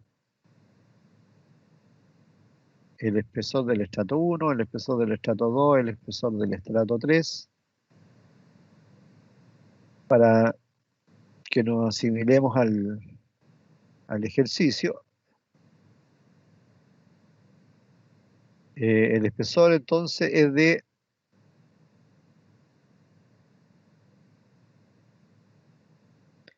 tengo que pensar, copiemos nomás el mono.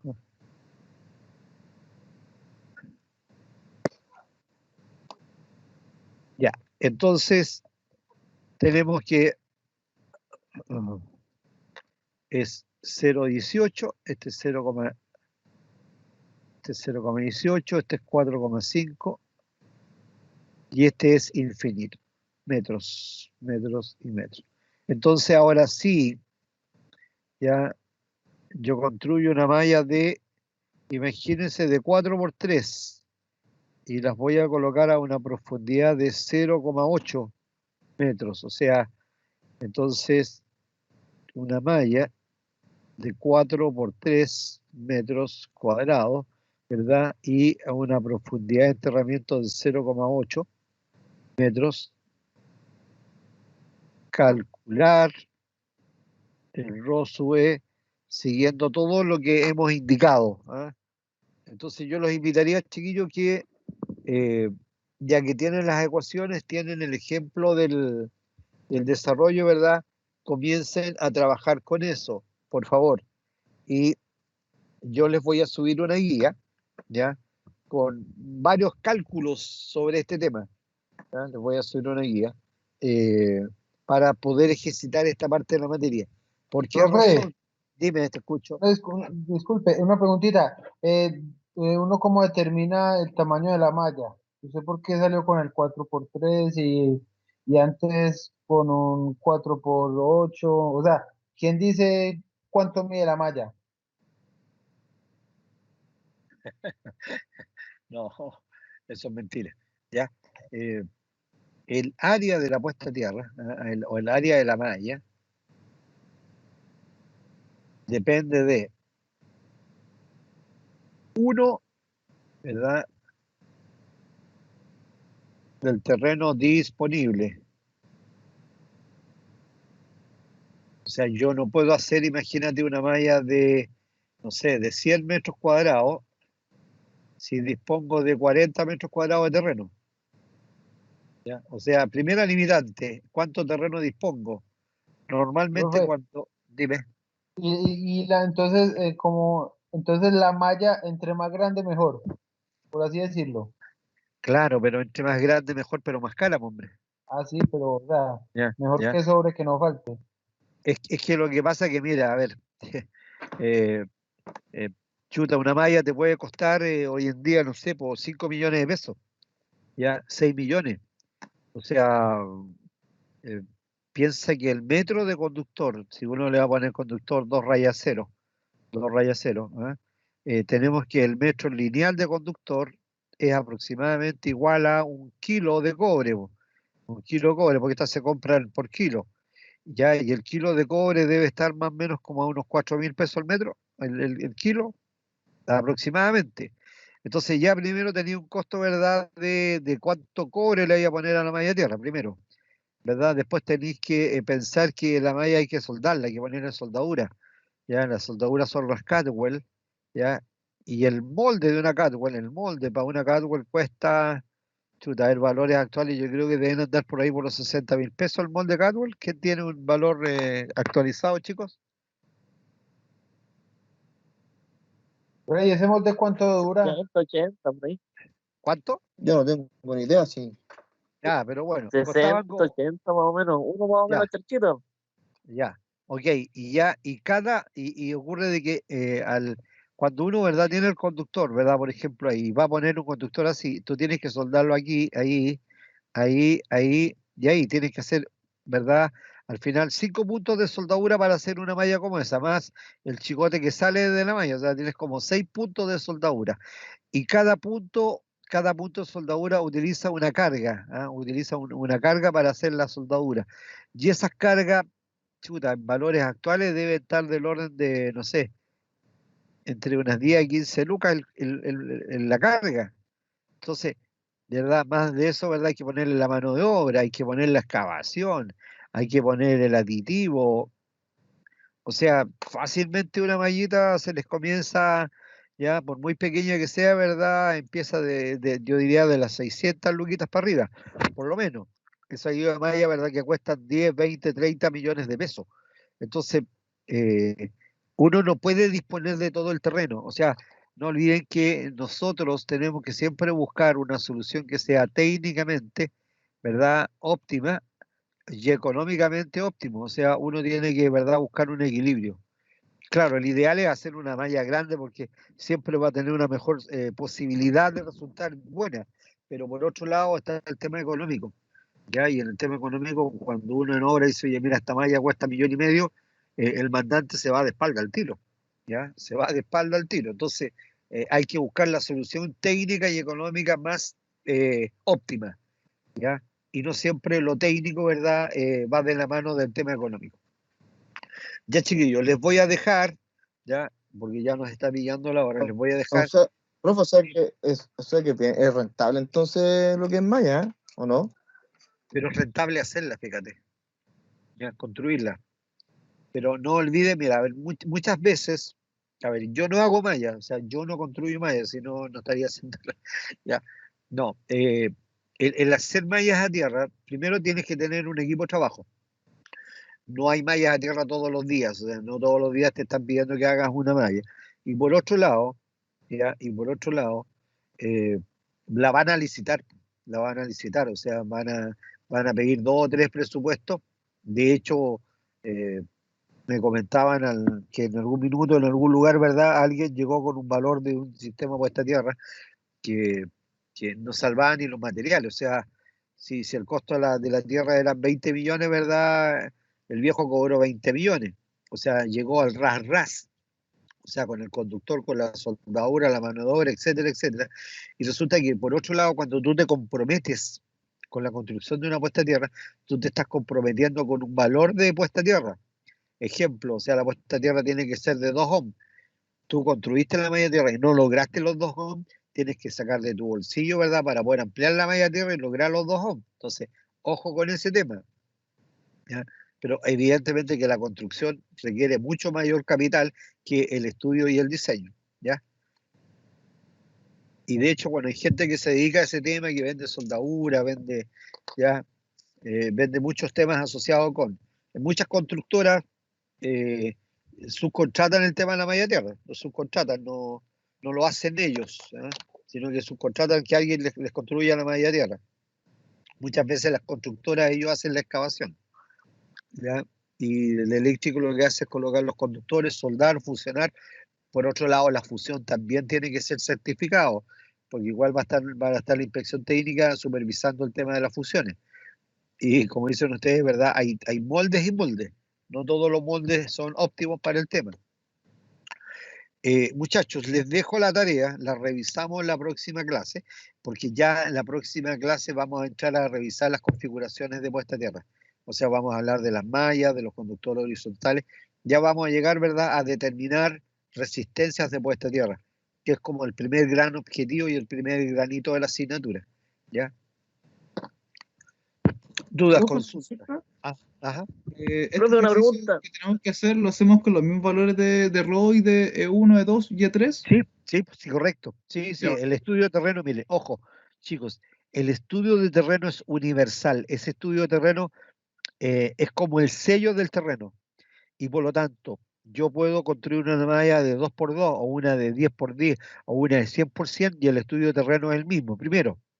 Segundo, yo puedo diseñar una malla de baja, de alta, de computación, de instrumentación, de comunicaciones, para rayos, etcétera, con el mismo estudio de terreno. No voy a cambiar el estudio de terreno, ¿ya?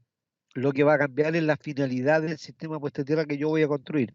Pero el estudio de terreno, ¿verdad? Es el sello de ese terreno. ¿Ya? Es la radiografía que le hicimos al terreno, por eso que el estudio geoeléctrico, por eso que es tan importante el estudio geoeléctrico, porque el estudio geoeléctrico determina la condición eléctrica del suelo donde yo voy a construir la media tierra.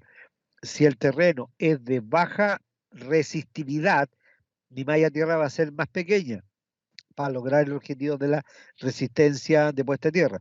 Si la resistividad del terreno es muy alta, 200, 300 o metros, ¿verdad? Evidentemente que voy a tener que ponerle mucho más cobre para compensar la mala conductividad de la malla. Entonces hay una relación inversa, ¿ya? O sea, si el terreno es de muy buena conductividad, el área que necesito para lograr el objetivo de RD, ¿verdad? Es más pequeño. Si el terreno, la resistencia del terreno es muy alta, tengo que poner mucho cobre, tengo que poner mucha área de puesta a tierra para lograr el objetivo. ¿Ya? Esa es la situación que vamos a revisar cuando empecemos a hablar de las configuraciones. ¿Alguna otra consulta? Profe, Dígame. sí, yo. ¿Qué Dime. certificación tienen las exofusiones? ¿Perdón? ¿Qué ¿Qué es la certificación es la que tienen en las fusiones? Sí. Mira, cuando son muy exquisitos, ¿verdad? Te pueden hacer algún examen con rayos, ¿ya? Para verificar de que, porque la fusión puede quedar con poros de aire. Si el molde está sucio, si hay humedad ambiente, qué sé yo, la soldadura queda con grietas. ¿Qué significa eso? Significa que cuando se genere una descarga a tierra, los puntos más sensibles de las descargas son las uniones. Entonces aumenta la temperatura y se podría cortar el conductor de la malla en esa unión. Por eso que es súper importante de que la unión sea lo más homogénea posible, de que sea metal con metal y que no queden poros ni de suciedad, ni de humedad, ni queden poros interiores a la soldadura. Ahora, normalmente cuando uno mira una soldadura mal hecha, tú la tomas en las manos, ¿verdad? La mueves un poco y se quiebra, se rompe, se pierde. Y una soldadura bien hecha, ¿verdad?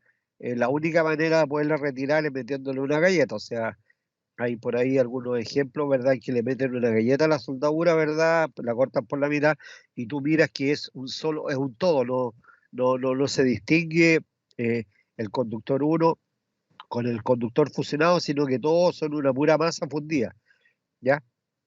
Entonces, normalmente las inspecciones son de orden óptico, ¿ah? No, ahora en situaciones muy puntuales donde hay muchas lucas de por medio, porque tiene que ver también con las lucas que hayan de por medio para supervisar estos temas, en instalaciones mineras, centrales hidroeléctricas, termoeléctricas, ah, donde los sistemas de tierra son importantísimos para la operación para la seguridad y operación del sistema, ¿verdad?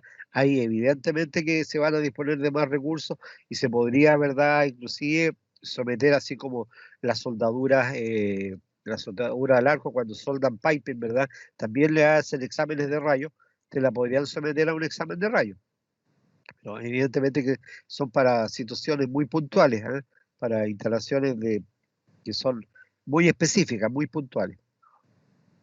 Normalmente con una visión simple, ¿verdad? Tú te vas a dar cuenta al tiro si la soldadura está bien o mal hecha. Si se ve el conductor, ya parte del conductor sobrando de la unión, quiere decir que la unión está mala, ¿ya? Por ahí voy a ver si tengo alguna foto que les puedo compartir, ¿verdad? Para mostrar esos temas. ¿Alguna otra consulta, O jóvenes? sea, si me queda la tetita bien armada en la malla, está bien. ¿Perdón? ¿Se queda como Si dijiste? me queda así la puntita bien armada en la malla, está bien. Sí, sí, sí. Sí, mira, a ver, Ah, ya. veamos, sí, o sea, queda como una copla, ¿eh? Mira, soldadura Caldwell. Como una copla paradita. Sí. Bueno, hoy en día, gracias a Internet, oye, vamos.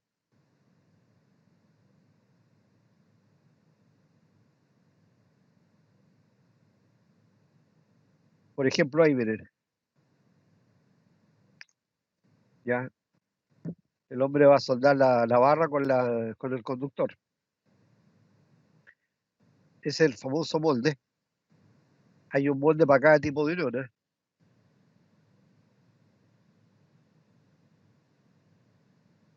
Ahí está pasando el conductor. El hombre lo que va a hacer ahí le va a dar temperatura para eliminar la humedad que hay adentro. ¿Ya? Y lo está sopleteando, ¿verdad? Para quitarle todo lo que es humedad. La humedad es un súper enemigo para la unión. Ahí está la carga, esa es la carga la que está ahí. ¿Ya? Uno normalmente le pone una chapita ahí al fondo. Ojo, hay agua allá abajo. Pone una chapita, ahí va a descargar la carga. Va a llenar el molde.